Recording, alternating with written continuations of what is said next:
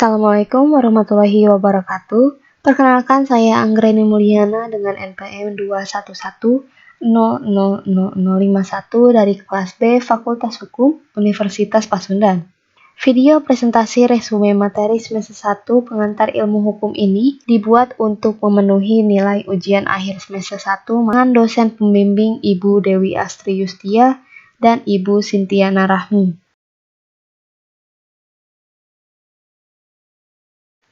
Materi yang pertama adalah pengantar hukum Indonesia. Peristilahan PHI. Apa itu pengantar hukum Indonesia? Pengantar dalam bahasa Belanda adalah inleiding dan dalam bahasa Inggris introduction, yang artinya memperkenalkan secara umum atau secara garis besar. Pengantar hukum Indonesia sebagai mata kuliah adalah dasar yang mempelajari keseluruhan hukum positif atau hukum yang berlaku sekarang bagi suatu masyarakat tertentu dalam suatu daerah tertentu sebagai suatu sistem hukum yang sedang berlaku di Indonesia dalam garis besarnya. Dengan demikian, objek dari pengantar hukum Indonesia adalah hukum positif Indonesia. Fungsi pengantar hukum Indonesia sebagai berikut. Pengantar ilmu hukum secara formal dibagi menjadi 3, yaitu sebagai berikut, dan secara material adalah sebagai berikut. Dari hukum pidana hingga hukum acara hukum formal adalah lapangan-lapangan hukum yang diantarkan oleh pengantar ilmu hukum.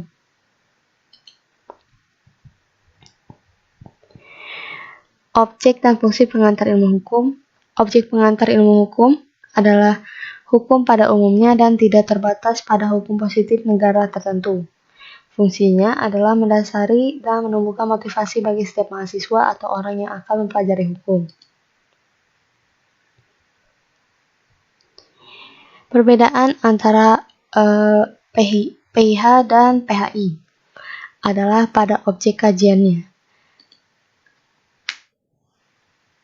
Dan yang kedua, sebagai mata kuliah,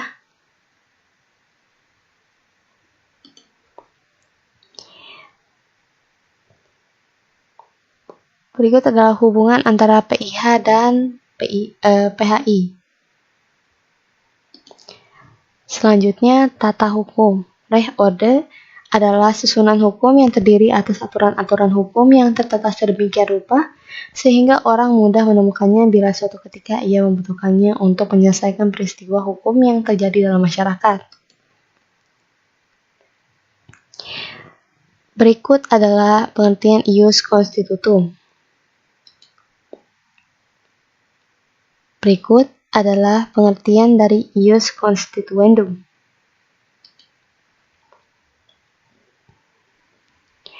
Tata hukum Indonesia adalah tata hukum yang ditetapkan oleh pemerintah Indonesia yang terdiri dari aturan-aturan hukum yang ditata dan disusun sedemikian rupa dan aturan-aturan itu antara satu dan lainnya saling berhubungan dan saling menentukan.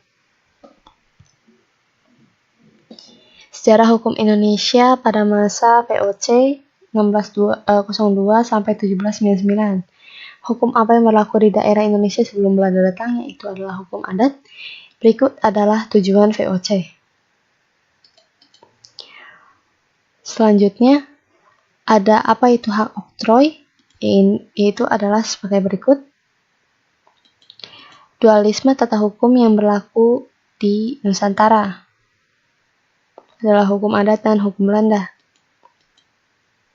Selanjutnya, hukum Belanda yang berlaku di daerah kekuasaan VOC adalah sebagai berikut.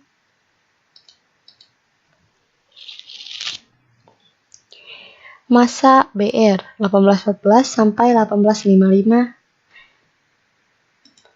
Yang pertama, menurut pasal 36 Netherlands Grondwet tahun 1814 menyatakan bahwa raja yang berdaulat secara mutlak mempunyai kekuasaan tertinggi atas daerah-daerah jajahan dan harta milik negara di bagian lain. Berikut adalah Koninklijk Besluit. Berikut adalah Dwangsarbeid.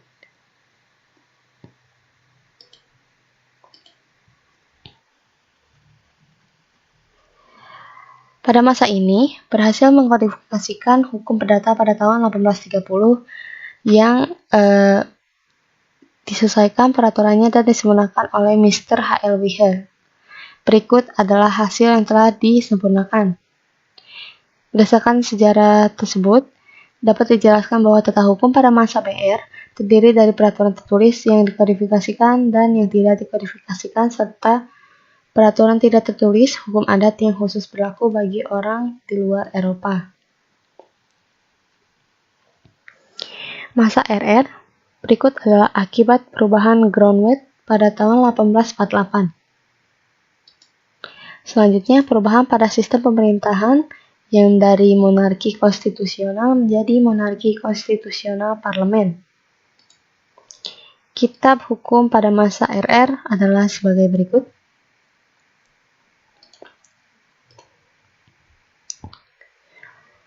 Selanjutnya, masa IS, golongan Eropa, susunan yang digunakan oleh Eropa di Jawa dan Madura.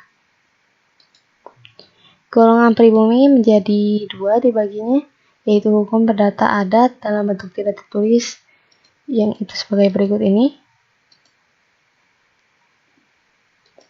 Dan yang kedua, hukum pidana material yang berlaku bagi golongan pribumi adalah sebagai berikut. Kemudian golongan timur asing adalah sebagai berikut. Pada masa Jepang Osamu Seirei, berlaku Gun Seirei yang memberlakukan sebagai berikut. Selanjutnya, pasca kemerdekaan pada Orde Lama adalah sebagai berikut. Berikut adalah kabinet yang menjabat selama Orde Lama. Pada masa Orde Baru, berikut adalah latar belakang terjadinya Orde Baru alias berakhirnya Orde Lama. Pada era reformasi yang digantikan oleh B.J. Habibie, wakil presiden dari Presiden Soeharto. Kabinet bersatu yang dipakai selama periode Bapak Presiden Bambang Yudhoyono, Susilo Bambang Yudhoyono. Kabinet Kerja dan Indonesia Maju yang digunakan oleh Bapak Presiden Joko Widodo.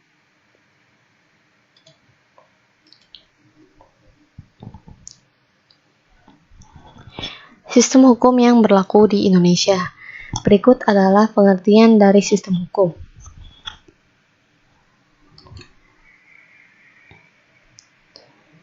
Sistem hukum yang berlaku di Indonesia adalah sebagai berikut. Penggolongan hukum yang pertama adalah berdasarkan sumbernya, yaitu sebagai berikut. Yang kedua berdasarkan wujudnya, tertulis dan tidak tertulis. Yang ketiga berdasarkan wilayahnya, yaitu lokal, nasional, dan internasional. Yang keempat berdasarkan waktu berlakunya, ius constitutum dan ius constituendum. Selanjutnya, penggolongan hukum berdasarkan golongan berlakunya dibagi menjadi 3. Hukuman satu golongan, hukuman semua golongan, hukum antar golongan. Penggolongan hukum berdasarkan isinya dibagi menjadi 2, yaitu hukum publik dan hukum privat. Berdasarkan sifatnya, ada yang memaksa dan ada juga yang sebagai pelengkap. Penggolongan hukum berdasarkan fungsinya dibagi menjadi 2, yaitu hukum material dan formil. Pluralisme hukum adalah munculnya suatu ketentuan atau sebuah aturan hukum yang lebih dari satu di dalam kehidupan sosial. Sumber hukum adalah segala sesuatu yang dapat menimbulkan aturan yang mengikat dan memaksa sehingga apabila peraturan tersebut dilanggar dapat menimbulkan sanksi yang tegas dan nyata bagi pelanggarnya. Sanksi yang berikut adalah sumber hukum formal.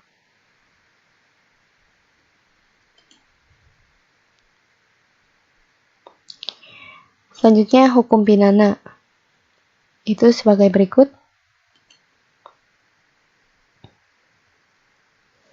Dalam arti subjektif dan objektif.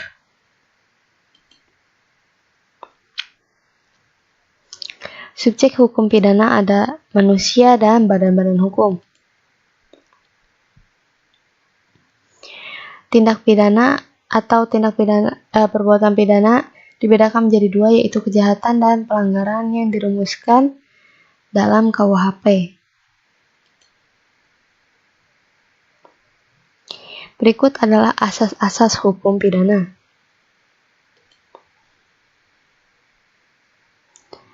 Berikut adalah sistematika KUHP dan sistematika RUU KUHP.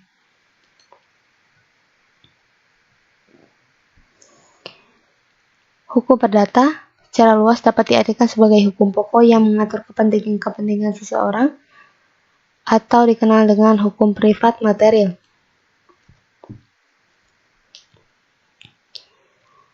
Hukum perdata berdasarkan fungsinya dibagi menjadi dua, yaitu material dan formil.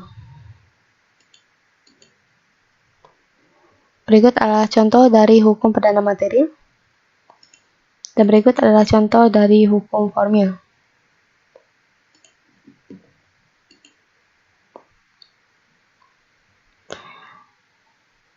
Subjek hukum perdata sama, yaitu manusia dan badan-badan hukum. Asas-asas hukum perdata adalah sebagai berikut. Yang pertama, asas kebebasan berkontrak ada sebagai berikut. Yang kedua, asas konsensualisme, yaitu sebagai berikut. Dan asas kepribadian sebagai berikut.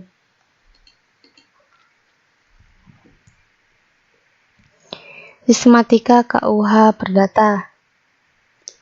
Buku pertama sebagai berikut. Buku kedua sebagai berikut. Buku ketiga sebagai berikut. Buku keempat sebagai berikut.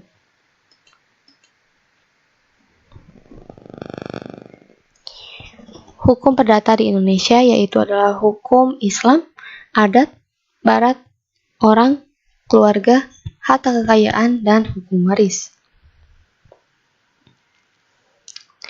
Hukum perdata BW di Indonesia yang berlaku adalah sebagai berikut. Berikut yang setengah berlaku dan yang tidak berlaku lagi. Pasal 737 sampai 755 BW sebagai berikut. Pasal 673, pasal 625 sampai 672.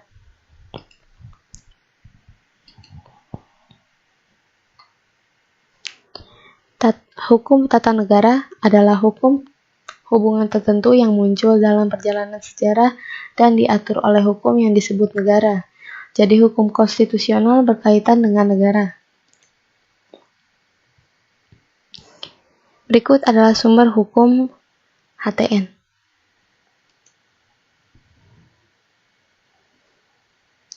Sumber hukum material HTN.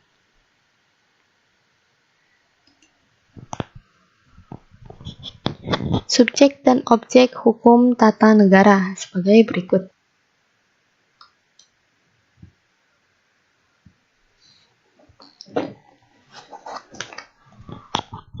Bentuk negara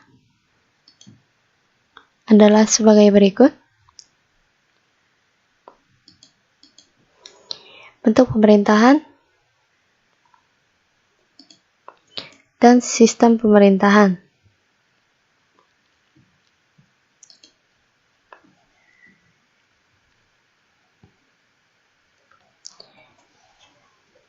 Berikut adalah organisasi kekuasaan negara, lembaga tinggi negara, lembaga negara, dan lembaga daerah.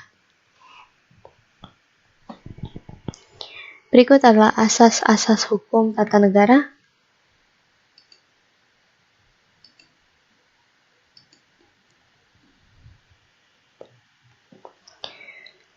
Perkembangan hukum tata negara adalah sebagai berikut.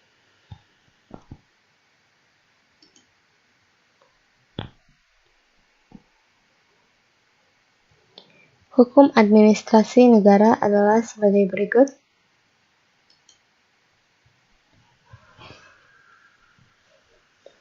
Menurut L.J. van Apeldoorn,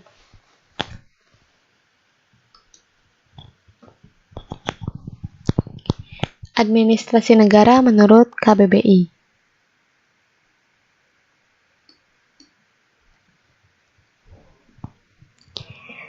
Hukum Tata Usaha Negara HTUN sebagai berikut.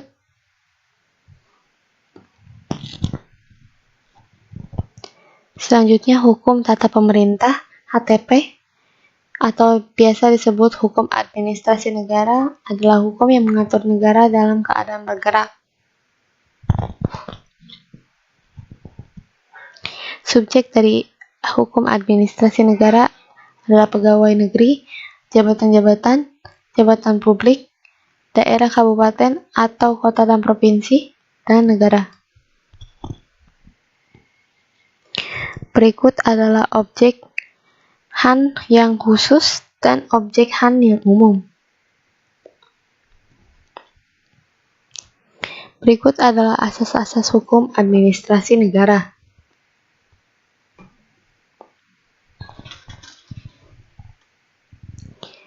Keputusan tata usaha negara adalah sebagai berikut.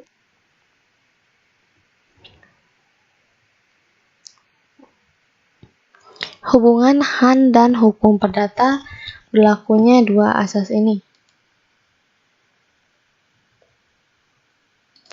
Yang kedua, HAN dan HTN. Berlakunya les spesialis derogat les generalis. Dan HAN dengan hukum pidana. Itu sebagai berikut.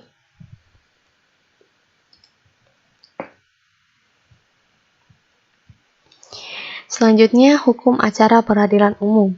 Peradilan umum adalah peradilan bagi rakyat pada umumnya, baik mengenai perkara perdata maupun perkara pidana. Peradilan umum terdiri dari pengadilan negeri, pengadilan tinggi, dan Mahkamah Agung sebagai berikut.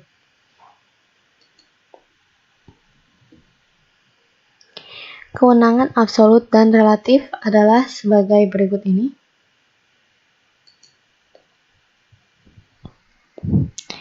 Hukum pidana formal adalah sebagai berikut.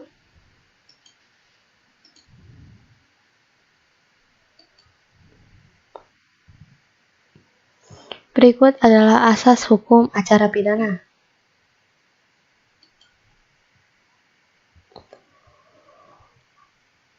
Ruang lingkup hukum acara pidana dibagi menjadi 4, yaitu penyidikan perkara pidana, penuntutan perkara pidana, peradilan perkara pidana, dan pelaksanaan keputusan hakim.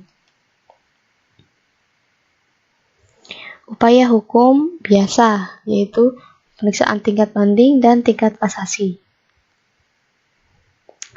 Upaya hukum luar biasa, yang pertama kasasi demi kepentingan hukum, yang kedua peninjauan kembali keputusan pengadilan yang telah memperoleh kekuatan hukum tetap. Hukum acara perdata menurut CST Kansil adalah sebagai berikut. Berikut adalah asas-asas hukum acara perdata.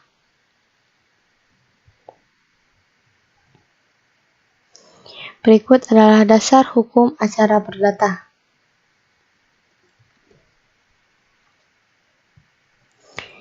Hukum peradilan tata usaha negara.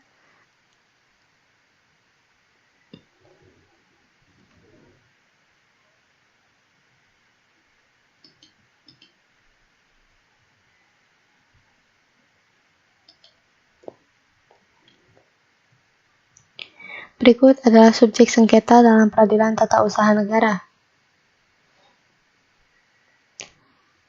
Selanjutnya, asas-asas peradilan tata usaha negara. Peradilan militer merupakan pelaksana kekuasaan kehakiman di lingkungan angkatan bersenjata. Berikut adalah landasan hukum militer nasional dan sumber-sumber formilnya.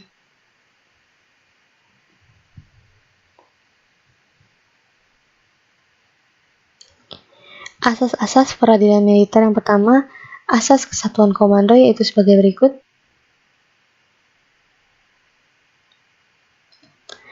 Asas komandan bertanggung jawab terhadap anak buahnya. Dan yang terakhir, asas kepentingan militer.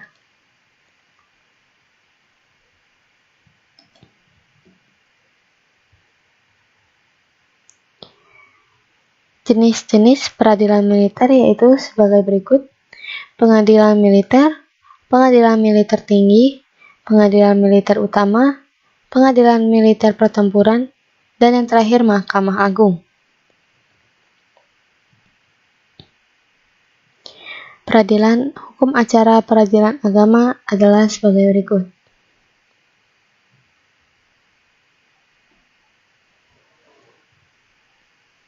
Berikut adalah sumber hukum peradilan agama.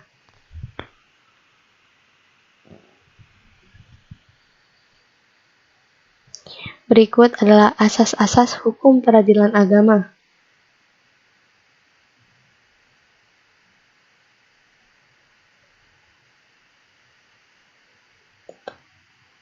Hukum peradilan Mahkamah Konstitusi merupakan lembaga peradilan sebagai salah satu pelaku kekuasaan kehakiman di samping Mahkamah Agung yang dibentuk melalui perubahan ketiga UUD 1945. Indonesia merupakan negara ke-78 yang membentuk MK. Pembentukan MK sendiri merupakan fenomena negara modern abad ke-20. Berikut adalah asas-asas peradilan Mahkamah Konstitusi.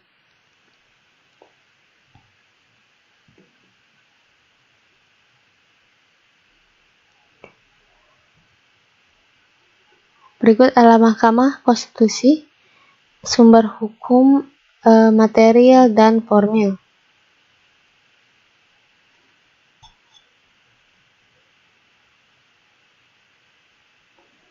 Berikut adalah subjek dan objek dari peradilan Mahkamah Konstitusi.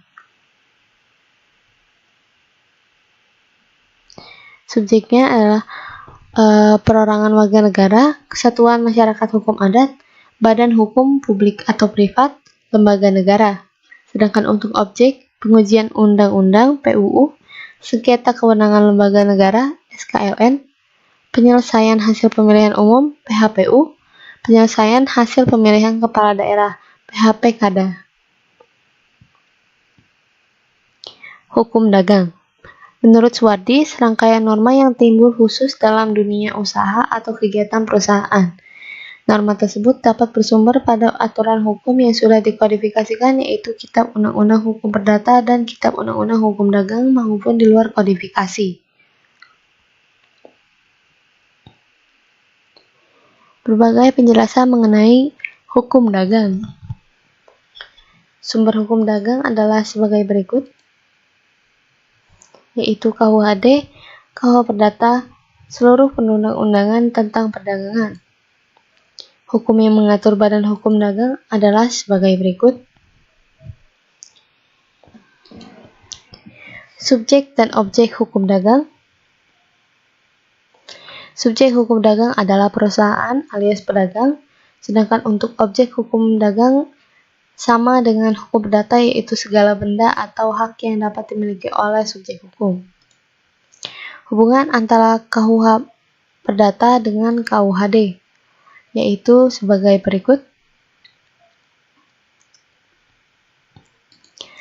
Sedangkan yang terakhir, perbedaan antara agen, makelar, dan komisioner adalah sebagai berikut.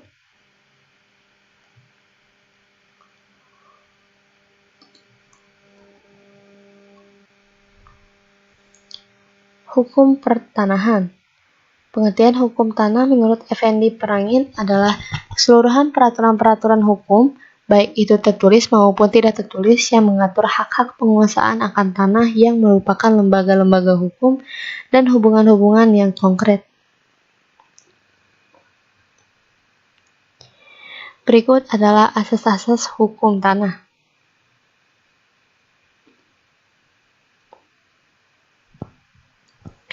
Asas yang mendasar dalam Undang-Undang Agraria.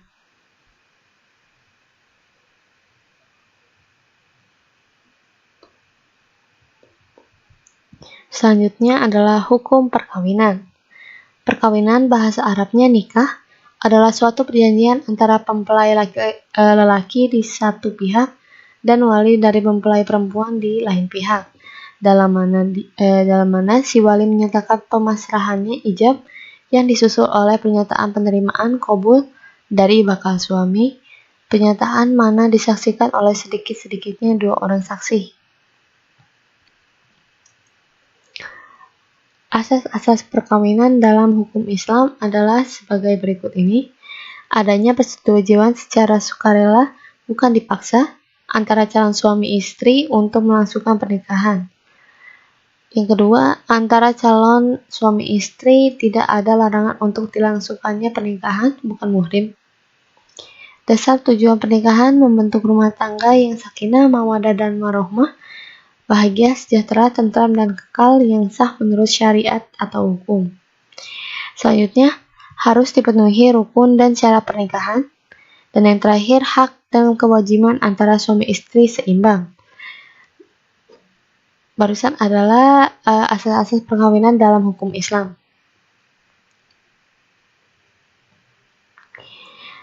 Terima kasih atas perhatian Anda semua.